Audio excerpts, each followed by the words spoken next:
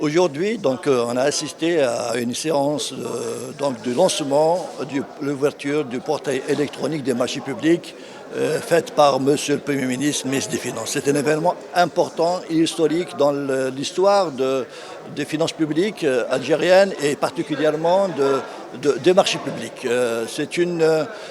C'est la première en Algérie depuis un certain nombre d'années. Ça fait depuis une vingtaine d'années qu'on attendait cet événement.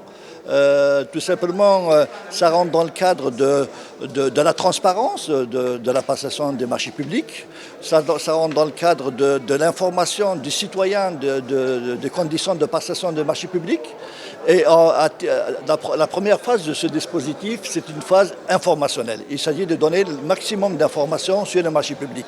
Le nombre de marchés publics, les différents modes de passation des marchés publics, les personnes, les administrations concernées par les marchés publics, les citoyens, des chercheurs, l'ensemble de cette population peut accéder à ce portail.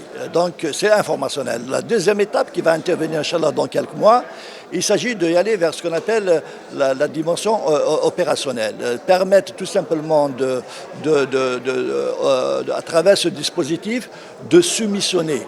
Donc on va y aller vers la soumission à travers le portail électronique. Donc un opérateur économique peut soumissionner directement à un marché donné et y compris par exemple retirer les cahiers des charges qui se fait actuellement, comme vous le savez, dans des conditions particulières.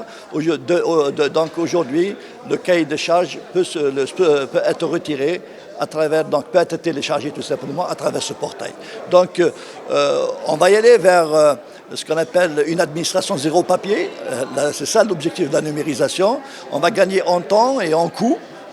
Et en transparence, et bien sûr, surtout la transparence, qui a toujours été une recommandation des instances internationales, une recommandation du pouvoir public qui a tardé à venir. Aujourd'hui, elle est là, grâce tout simplement à la mobilisation de la ressource humaine du ministère des Finances, particulièrement les ressources humaines de la DGB, grâce à la bonne volonté des pouvoirs publics.